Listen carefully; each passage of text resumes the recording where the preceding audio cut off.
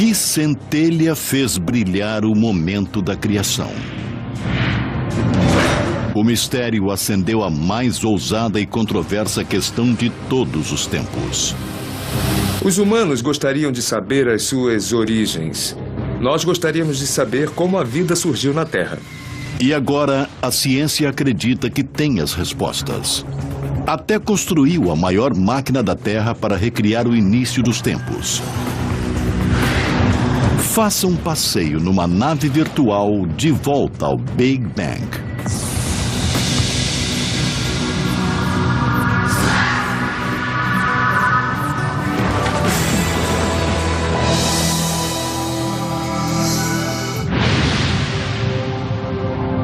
Nosso universo é um conjunto elegante de mais de 1 bilhão de galáxias, cada uma abrigando 100 bilhões de estrelas. Ainda não se sabe quantos planetas existem. Nós sabemos que a Terra fez sua residência na galáxia Via Láctea. Nosso planeta azul orbita o Sol como uma pedra de safira, o único corpo celestial conhecido até agora a ter vida. Mas como nosso mundo chegou aqui? É elementar que queremos saber o que foi que criou o universo e como ele se desenvolveu por mais de 14 bilhões de anos de existência. Pela primeira vez na história, os cientistas têm respostas para algumas dessas perguntas. No sentido de que o universo é tudo que conhecemos, tudo que vemos, e o que o Big Bang faz é nos dizer como chegamos aqui.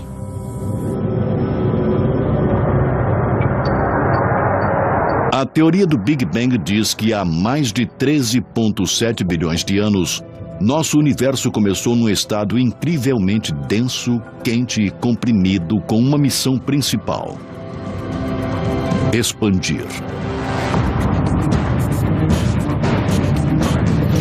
Houve uma explosão cósmica que criou as estrelas, os céus, as galáxias à nossa volta. Então, para onde olhamos, vemos restos dessa explosão cósmica que pôs em movimento o universo. O Big Bang é agora uma teoria da física bem aceita para explicar o que aconteceu depois que o nosso universo nasceu. É confirmada por dados científicos sonoros e observações. Uma teoria não é somente uma ideia antiga com que você sonha no meio da noite. Somente após passar por vários testes, ela é elevada à posição de teoria. Se você olhar a teoria do Big Bang, nós não temos um ponto de dados. Temos centenas de pontos de dados que se encaixam exatamente na teoria do Big Bang.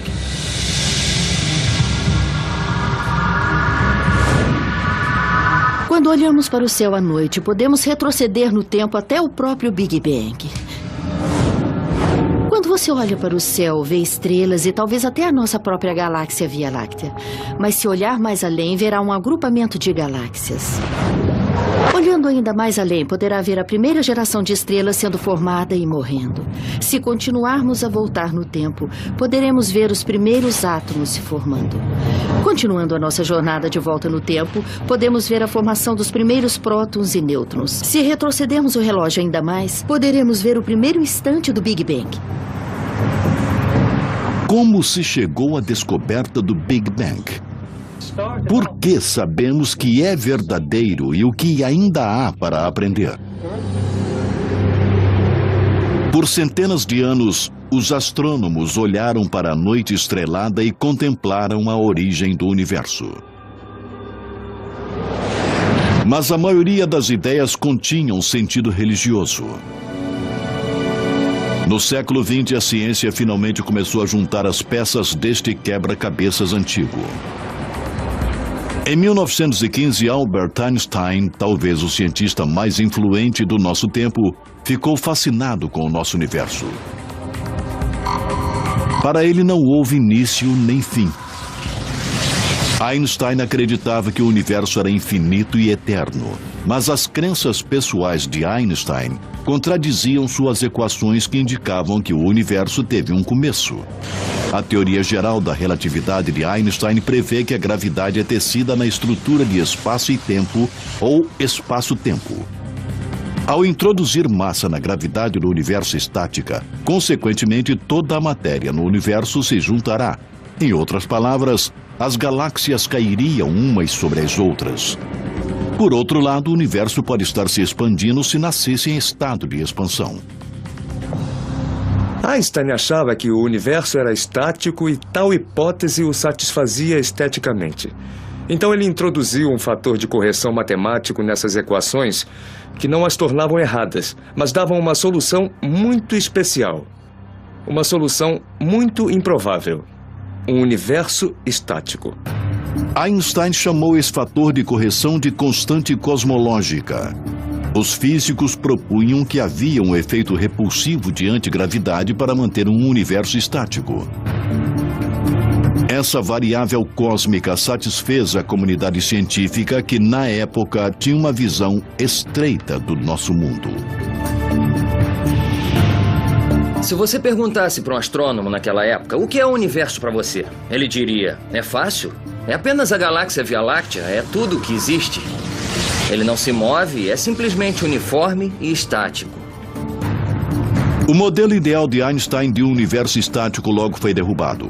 Nos anos 20, no observatório de Monte Wilson, na Califórnia, o astrônomo Edwin Hubble surgiu com o maior telescópio refletor de seu tempo. Ele permitiu olhar mais distante no espaço do que nunca antes. O Hubble foi assombroso para a descoberta que havia milhares de galáxias, além da nossa Via Láctea. Ele fez isso medindo o brilho das estrelas distantes comparadas às estrelas próximas, observando sua radiação eletromagnética desviada para o vermelho. Estamos familiarizados com o som que um carro faz quando passa. Quando ele passa. Isso é o comprimento da onda sonora sendo esticada quando um carro está recuando ou se aproximando. Ondas de luz fazem a mesma coisa. Quando um objeto está se movendo em nossa direção, ele fica mais azul. E quando um objeto está se afastando de nós, ele parece mais vermelho. Isso se chama deslocamento para o vermelho. Por isso, observando se quão vermelho algo parece estar, os astrônomos podem ter uma ideia de sua distância. Aqui está um universo hipotético se expandindo depois do Big Bang. É igual ao nosso universo, onde os adesivos são as galáxias e a bola é o espaço no qual as galáxias estão agrupadas. Isso é exatamente o que nós vemos em nosso universo, onde as galáxias estão se afastando umas das outras. O Hubble comprovou os cálculos que Einstein havia feito, mas que o gênio da ciência ficou relutante em reconhecer. Mas quando Edwin Hubble finalmente mostrou que o universo estava de fato se expandindo, Einstein disse: esse foi o meu maior erro. A descoberta do Hubble de um universo em expansão, conhecida como a Lei de Hubble, se tornou a primeira peça de evidência que apoiaria o Big Bang, uma teoria que veio de uma fonte improvável. Georges Lemaitre, um padre belga e professor de física, estudou as equações de Einstein. Ele calculou que se o universo está se expandindo hoje, ele deve ter sido menor no passado. Portanto, ele deve ter tido um início. Lemaitre propôs que nosso universo em expansão emergiu de um átomo primitivo. Ele entendeu as implicações da ideia de Einstein, que se o universo estava se expandindo, então talvez tivesse uma origem em algum tipo de átomo cósmico primordial ou algum tipo de ovo cósmico que, chocado, deu à luz ao universo. Os colegas de Georges Lemaitre não acreditavam muito no átomo primordial. Sugeriam um evento de criação que talvez beirasse mais a religião e a teologia.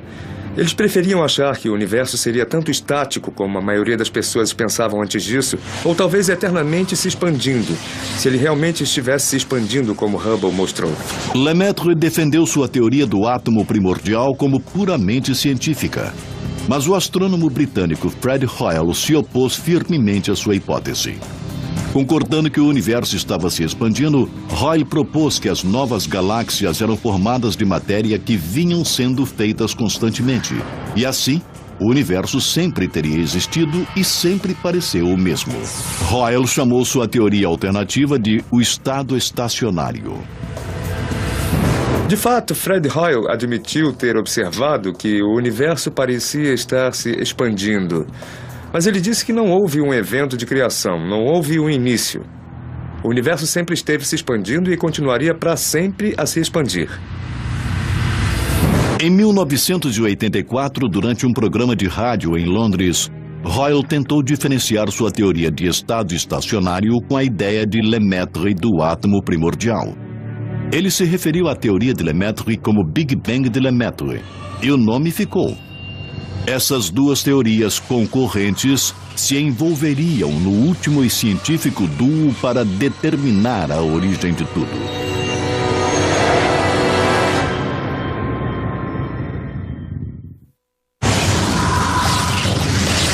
Em meados do século XX, a origem de nosso universo ainda era uma grande incógnita. Duas teorias opostas estavam no meio dessa batalha científica. O estado estacionário de Fred Hoyle e a ideia do Big Bang de Georges Lemaitre. Para que as duas teorias fossem provadas, cada uma deveria explicar a origem dos elementos no universo e de que matéria tudo era feito.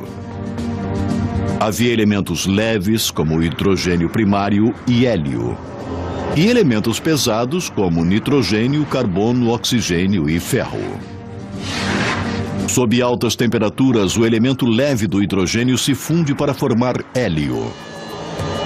Por sua vez, o hélio se funde em elementos mais pesados. Fred Hoyle propôs que a criação de todos esses elementos mais pesados do que o hidrogênio aconteceu no núcleo de estrelas ardentes num processo chamado fusão nuclear. Isto também incluía o segundo e mais abundante elemento, o hélio. William Fowler, que era um físico nuclear, e Fred Hoyle explicaram como as estrelas fazem os elementos e, portanto, eles achavam que também as estrelas faziam hélio. E assim todos os elementos eram feitos nas estrelas e não precisava haver um Big Bang. Mas a teoria de Hoyle tinha vários problemas evidentes. O mais importante é que ela não explicava como o hidrogênio era formado, pois as estrelas mais antigas deveriam ter sido formadas com hidrogênio já existente. Hoyle acabou com esse problema sugerindo que o hidrogênio e o hélio sempre existiram e sempre foram espontaneamente criados. Mas outros começaram a questionar a hipótese de Hoyle. Nos anos 40, o físico russo Georg Gamow também estudou a origem dos elementos químicos. Usando a teoria do Big Bang, ele previu as proporções relativas do hidrogênio e do hélio no universo e descobriu que deveria conter muito hélio, que só pode ser criado pela fusão de dois átomos de hidrogênio. Gamow descobriu que o hidrogênio cria quase 75% dos elementos em nosso universo e o hélio só 25%. Ele concluiu que as estrelas sozinhas poderiam gerar tanto hélio. Mas se o universo começou com um Big Bang quente e denso, as temperaturas eram altas o suficiente em toda parte para fundir o hidrogênio em hélio. Se olhar para o que é chamado de nuvens de gás primordial, elas têm o que é provavelmente a proporção original de hidrogênio e hélio, e que é aproximadamente 3/4 a 1/4 de hidrogênio para hélio, o que a teoria do Big Bang prevê. A origem dos elementos pesados da fusão de elementos mais leves ficaram conhecidas como nucleossíntese. É a segunda linha de evidências que apoia a teoria do Big Bang. Mas Georg Gamow deu um passo além. O físico George Gamow e seus alunos criaram uma hipótese fantástica e surpreendente. Se o universo estivesse muito quente no instante do Big Bang, então hoje deveria haver uma brasa, uma fosforescência, ecos dessa radiação ainda reverberando ao redor do nosso universo. A temperatura do espaço deveria ser poucos graus acima de zero absoluto. Um resto de temperaturas ardentes e violentas do próprio Big Bang. Gamow não tentou detectar essa fosforescência, mas ele levantou uma questão. 2 décadas se passaram antes que a teoria do Big Bang fosse inegavelmente provada e por acidente. Nos anos 60, a AT&T, antigo Bell Labs, construiu uma antena gigante para se comunicar com os satélites mais antigos. Esses instrumentos convertem ondas sonoras em impulsos elétricos e então em luz na forma de micro-ondas e ondas de rádio. Em 1964, os radioastrônomos Robert Wilson e Arno Penzias estavam usando a antena para observar o hidrogênio na galáxia Via Láctea quando captaram um estranho sinal. Usando o telescópio gigante localizado em Holmdel, Nova Jersey, Penzias e Wilson escanearam o céu em busca de um som irritante. Para sua surpresa, eles captaram um sinal de radiação fraco em todas as direções. Os astrônomos ficaram perplexos. Eles não conheciam nada no espaço que pudesse gerar tal ruído. A maioria dos cientistas provavelmente o teria ignorado, mas eles perceberam que aquilo era algo sério. Eles procuraram todas as causas possíveis, incluindo pombos e seus excrementos sobre o radiotelescópio. Na verdade, não havia nada que estivesse produzindo ruído artificialmente. Aquele sinal vinha realmente do próprio universo. E, quando viram isso, entraram em contato com um astrônomo em Princeton que havia teorizado que seria possível observar essa micro-onda ambiente diretamente. Penzias e Wilson descobriram a evidência incontestável. Era o fundo cósmico em micro-ondas. Na verdade, o resto de radiação do Big Bang, como previu o físico George Gamow nos anos 40. O fundo cósmico em micro-ondas mostra como o universo era há aproximadamente 380 mil anos depois do Big Bang. Antes dessa época, o universo era um ensopado denso e opaco de partículas carregadas e radiação na forma de raios gama e raio-x. Após se passarem cerca de 380 mil anos, a mistura primitiva esfriou para permitir que os primeiros átomos neutros se formassem. Nesta época, matéria e radiação se separaram e os primeiros fótons ou raios de luz conseguiram passar livremente pelo universo. Esses mesmos fótons são a radiação incandescente que vemos hoje e que viajou desde o início dos tempos. É igual a quando você vai acampar nas montanhas e tem uma neblina matutina e você não consegue ver nada até que o sol levante e a neblina se desfaça. E então você pode ver lindas montanhas ao seu redor. Não significa que elas tenham sido feitas há poucos minutos. É isso que está acontecendo no universo. 400 mil anos depois do Big Bang, a neblina se dissipou e conseguimos ver as estruturas. Mas achamos que as estruturas foram, na verdade, feitas na primeira fração de segundo após o Big Bang. A radiação cósmica de fundo em micro-ondas foi a terceira e mais forte peça de evidência validando a teoria do Big Bang. Num sentido, o toque de despedida para a teoria do estado estacionário foi a descoberta da radiação cósmica de fundo em micro-ondas. A teoria de estado estacionário basicamente não tem origem plausível para essa radioirradiação neutralizada. A comunidade científica finalmente abraçou a teoria do Big Bang, mas o fundo cósmico em micro-ondas gerou perguntas imediatamente. Quando olhada de perto, a radiação parecia lisa, não granulosa como esperado. Era um problema, pois olhamos para o universo hoje e vemos que é claramente uniforme. Há galáxias em alguns lugares e não há em outros. Então se tornou um problema para os cosmólogos explicar como essa estrutura poderia ter evoluído desse estado inicial muito liso. Durante as 3 décadas seguintes, os cientistas tentaram descobrir variações ou flutuações mínimas de temperatura que deixariam uma marca no fundo cósmico em micro-ondas. Mas essas variações eram difíceis de se ver com instrumentos baseados em terra.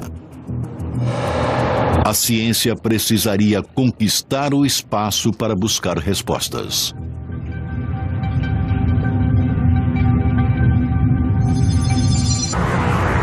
Durante décadas de sua descoberta, os cientistas tentaram descobrir por que radiação cósmica de fundo em micro-ondas, a fosforescência do Big Bang, não criava uma imagem verdadeira de como nosso universo realmente era.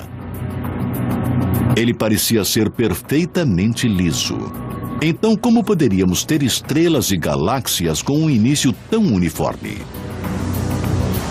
Em 2001, a NASA finalmente criou a Wilkinson Microwave Anisotropy Probe, ou WMAP. Esse satélite de segunda geração produziu uma série de mapas pontuados que ofereciam uma planta cósmica para a evolução do nosso universo. O WMAP mediu variações mínimas na densidade da temperatura do fundo cósmico em micro-ondas. Essas irregularidades de temperatura finalmente levaram à formação dos aglomerados e superaglomerados de galáxias.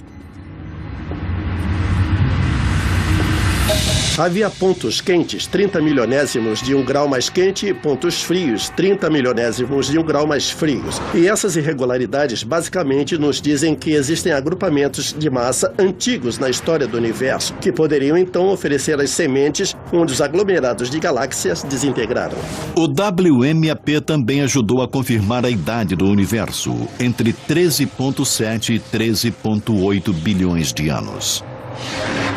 Mas mesmo com as informações captadas do WMAP, ainda havia grandes problemas com a teoria do Big Bang.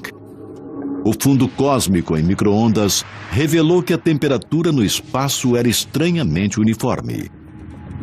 Regiões distantes têm a mesma temperatura, ainda que estejam separadas por 90 bilhões de anos-luz. Na teoria do Big Bang ainda havia fios soltos. Se você estiver nessa posição e olhar naquela direção, então, a princípio, você está olhando para duas partes do universo que não deveriam estar conectadas. Não houve tempo suficiente, desde o início do universo, para esses dois pontos fazerem contato um com o outro. Para solucionar esse dilema cósmico, uma teoria chamada inflação foi introduzida. A lei de Hubble provou que o nosso universo vem se expandindo desde o início dos tempos. Contudo, 1/trilionésimo de 1/trilionésimo de 1/trilionésimo de 1 segundo após o momento da criação, o espaço passou por um período rápido e hiperexpansionista, pelo qual ele se expandiu mais rápido do que a velocidade da luz e então retornou ao passo expansionista normal. Consequentemente, pontos no espaço que estão agora mais distantes poderiam ter estado em contato próximos um ao outro e com a mesma temperatura. O universo começou muito pequeno. Isso significa que houve tempo para ele se tornar uniforme, para manter a mesma temperatura e densidade em toda parte, pois era muito pequeno. A inflação exponencialmente fez o espaço crescer a um tamanho gigante. Por exponencialmente, quero dizer dobrar de tamanho, cada intervalo mínimo de tempo. Então, enquanto se expandia, mantinha uma temperatura e densidade uniformes. A teoria da inflação também ajuda a explicar outro problema. Os dados do WMAP determinavam a forma do universo como sendo plana e não curva como deveria ser, baseado na quantidade de matéria e energia presentes. A teoria da inflação naturalmente explica esse aparente nivelamento do universo. Imagine que vivemos na superfície dessa bola de basquete, que é muito pequena e assim, obviamente, parece ser curva.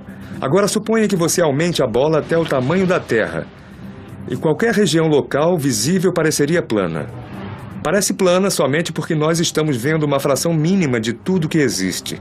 Bem, no caso do universo, os astrônomos acham que ele pode muito bem ser curvo como uma bola. Mas é tão enorme que nós só vemos uma fração mínima, tão localizada, que a parte que vemos parece plana, apesar da curvatura intrínseca. O problema do nivelamento é solucionado porque, apesar da forma inicial do universo, assim que ele se expandiu para uma estrutura muito maior do que as partes que podemos ver, as partes que podemos ver são naturalmente planas. A inflação resolve primorosamente muitas das questões que cercam o modelo original do Big Bang. Mas existe apenas um problema. Ainda não há prova de que a inflação realmente aconteceu. Tivemos a ideia de que o universo começou num estado quente, denso e está expandindo, e a ideia do Big Bang. Nós temos uma teoria agora que acrescentamos a ela chamada inflação, sobre que parte daquele processo deu certo. Nós ainda não temos provas que isso aconteceu aqui, aconteceu ali e aonde aconteceu. Ainda temos que explicar, é como funciona. Uma nova missão pode descobrir se a inflação realmente ocorreu. Em 2009, a European Space Agency, em conjunto com a NASA, lançam o Planck. É um satélite de terceira geração que estudará o fundo cósmico em micro-ondas com resolução inacreditável, que não foi conseguida pelas missões COBE e WMAP.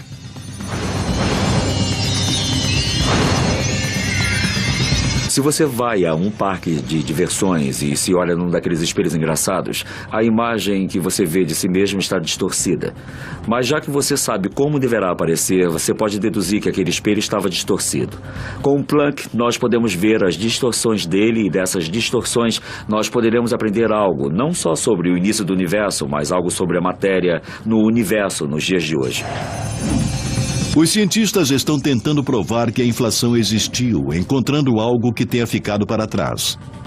Ondas gravitacionais são vibrações no tecido do espaço-tempo que são emitidas por objetos em movimento.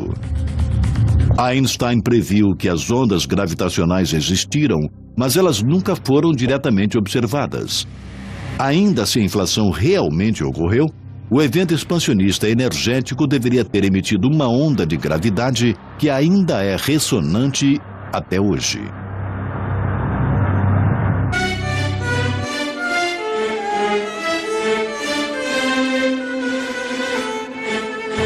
É claro que não há som no espaço, mas pode imaginar que se a espessura e o comprimento de uma corda de violino produz uma nota e frequência em particular, então um tipo em particular de evento astrofísico produziria uma assinatura distinta nas ondas de gravidade.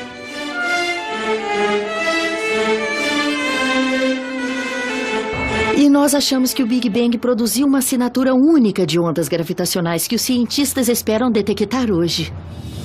As ondas de gravidade produzidas pelo Big Bang deixaram uma marca em particular no fundo cósmico em micro-ondas chamada polarização.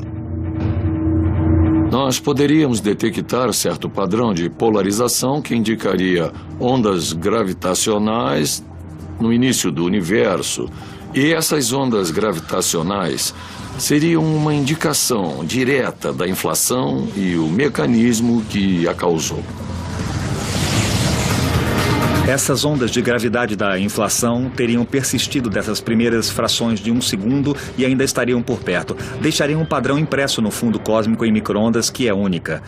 E essa onda é diferente de qualquer outro processo que poderia estar acontecendo no universo naquela época.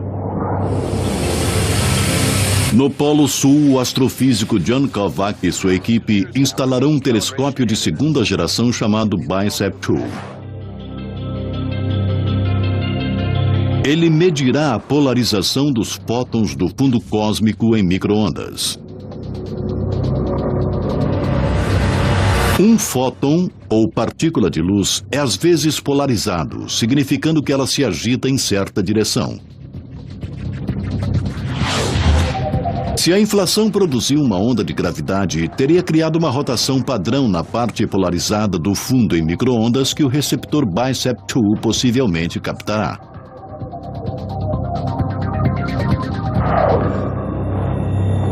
Viemos para o Polo Sul com o telescópio BICEP. Como a maioria dos telescópios de micro-ondas daqui, por causa da claridade extraordinária do ar seco, não há vapor d'água acima de nossas cabeças no Polo Sul por causa da atmosfera muito rarefeita e fria. Qualquer presença de vapor d'água na atmosfera encharcaria esses fótons do início do universo e nos confundiria com falsos sinais. Iremos aonde o ar não fique no nosso caminho a partir dos fótons no início do universo. Além de ir para o espaço, o Polo Sul, com certeza, é o melhor que podemos fazer.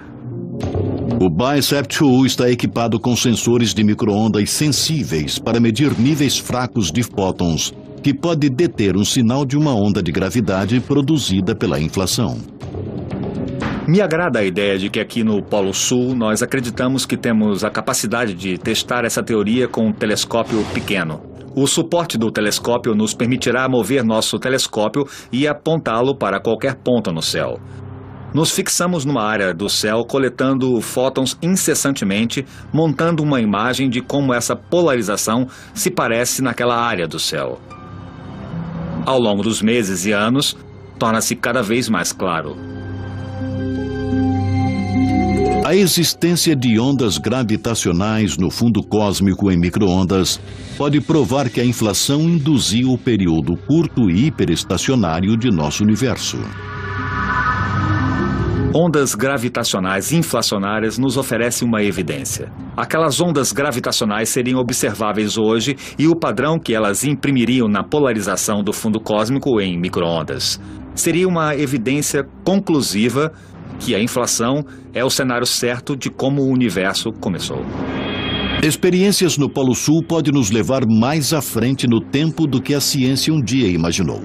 Mas será que podemos recuar antes mesmo do período da inflação até o real momento da criação? Um dos problemas com o nosso modelo cosmológico de hoje é que ele não indica exatamente o que está acontecendo no instante do Big Bang. Quando a matéria é comprimida num estado altamente condensado, nossas leis da física, na verdade, não funcionam. Os cientistas ainda não sabem o que veio antes da inflação ou o que causou o próprio Big Bang.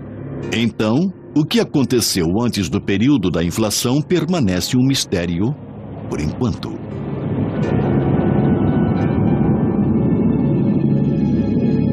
Uma das características da inflação é que ela tende a apagar qualquer evidência do que aconteceu antes.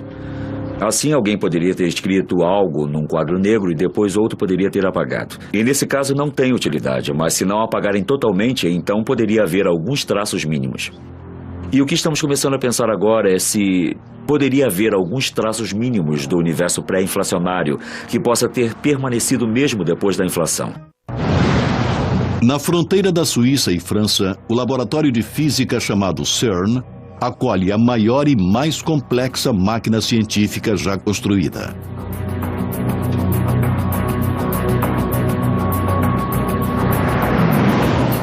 Instalada a 91 metros no subsolo e do tamanho de 5 jatos jumbo, o Large Hadron Collider, ou LHC, foi projetado para recriar as condições que existiram a 1 milionésimo de segundo após o Big Bang, para dar respostas sobre por que e como ele aconteceu.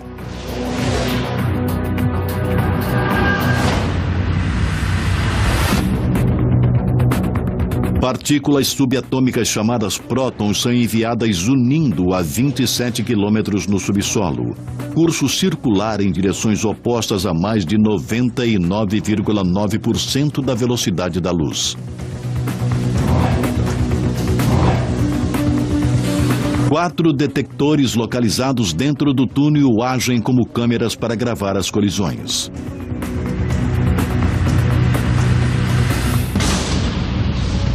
Quando os prótons se chocam, sua massa e velocidade combinadas irão com sorte formar novas partículas, que podem ter estado presentes a nanosegundos após o Big Bang e se dissolveram.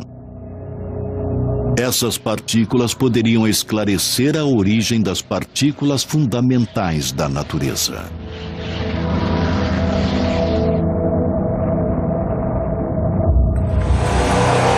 Estamos procurando por novas partículas. Pode ser que essas novas partículas vivam por somente um pequeno instante e se dissolvam em outras partículas. E nós observamos aquelas partículas dissolvidas e as rastreamos. E a partir disso, conseguimos descobrir qual era a energia delas, de onde elas vieram e de que massa de partícula precursora eram. Como chefe do projeto no CERN, o físico Michael Tutz está esperançoso que as experiências produzirão bóson de Higgs, conhecido como a partícula de Deus. Acredita-se há muito tempo que a partícula Higgs pode ter estado presente um instante após o Big Bang e pode ter dado massa para toda a matéria normal no universo.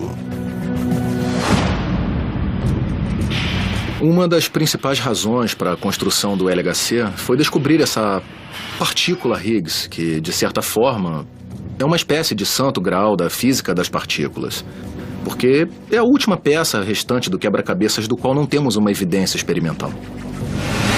O Large Hadron Collider também pode esclarecer a teoria do tudo.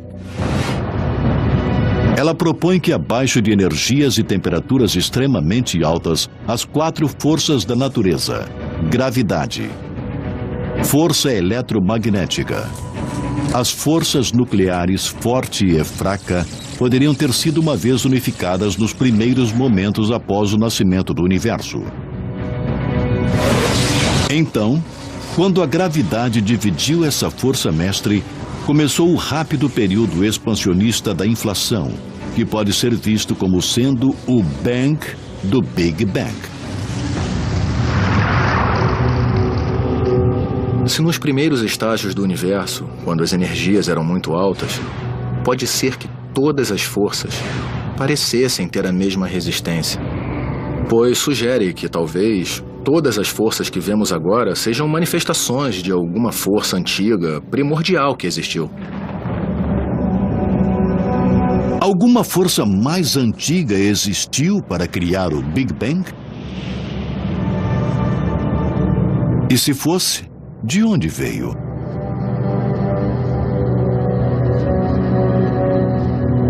A teoria inflacionária faz muito mais do que ajustar dados. A teoria prevê que poderia ter havido um período pré-inflacionário.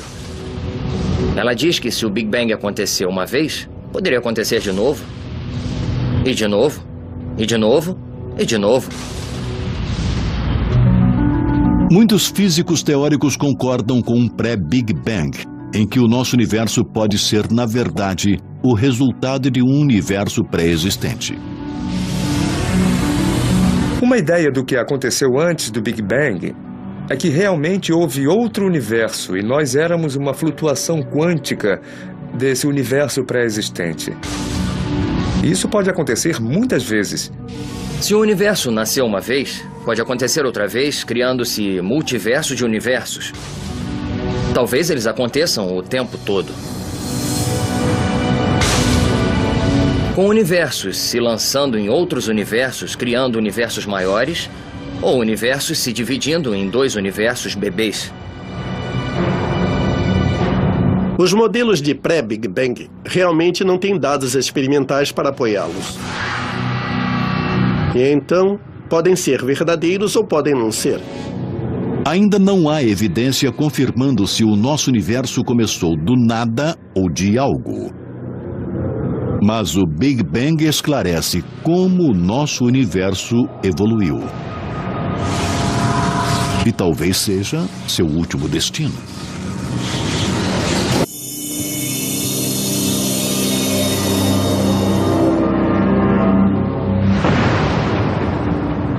O Big Bang é a explicação aceita da origem de nosso universo,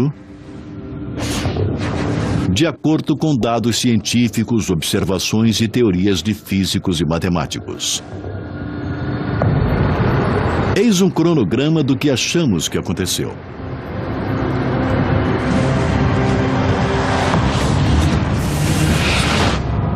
O universo começou num estado quente e denso e mínimo, e começou a se expandir. Se a teoria do tudo for provada, as quatro forças da natureza, gravidade, eletromagnetismo, forças nucleares forte e fraca, são unificadas numa força fundamental num trilionésimo de um trilionésimo de um trilionésimo de um segundo, enquanto o universo continua a se expandir e a gravidade fria se separa das outras três forças. Ao mesmo tempo, o universo se expande de porções mínimas do diâmetro de um próton para mais de 1 bilhão de anos-luz em uma fração de segundo. Esse processo de hiperexpansão chamado inflação dispôs as sementes de estrutura por todo o universo e mantém sua temperatura quase uniforme.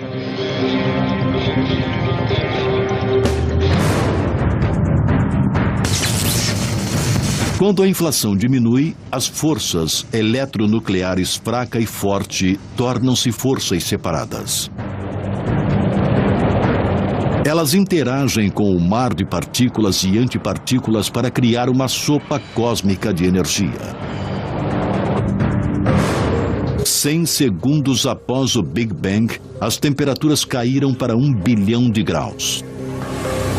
Prótons e nêutrons se fundem pela força nuclear forte para criar o núcleo de hidrogênio pesado.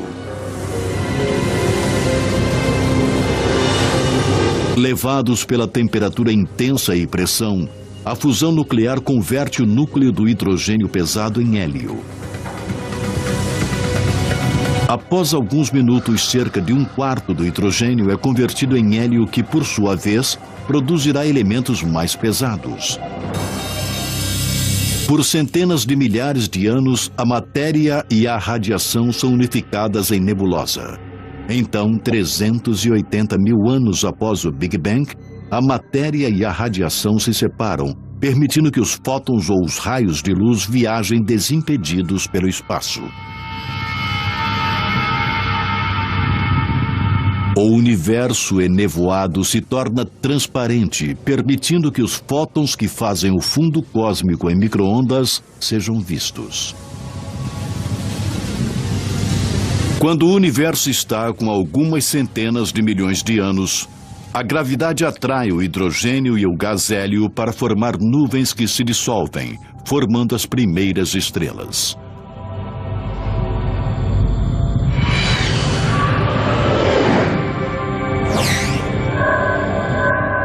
Quando o universo está com cerca de 500 bilhão de anos, grupos de estrelas e gás formam as primeiras galáxias.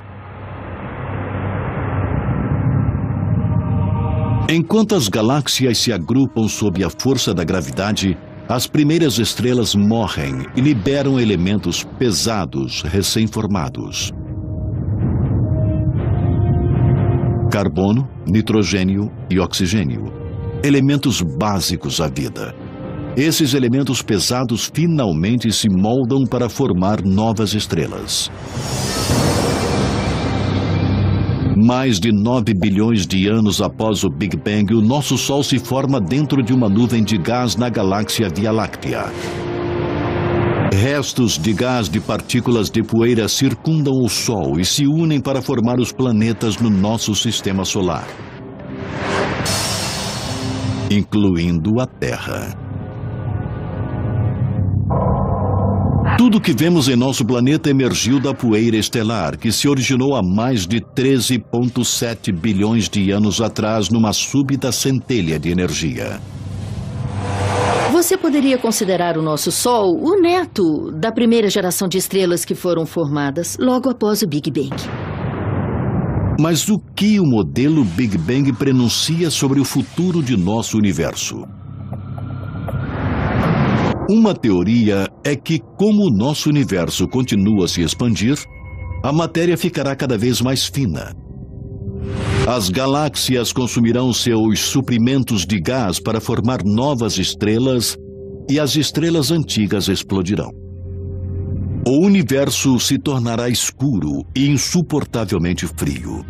Num certo ponto distante no futuro, o universo ficará tão frio que nem mesmo a própria vida conseguirá viver num universo congelado. O modelo Big Bang é um dos triunfos científicos dos últimos 100 anos. Através de um exame minucioso e luta, a ciência mapeou agora uma viagem de volta a quase ao início dos tempos. E a busca continua, enquanto novas descobertas responderão por que estamos aqui e de onde viemos.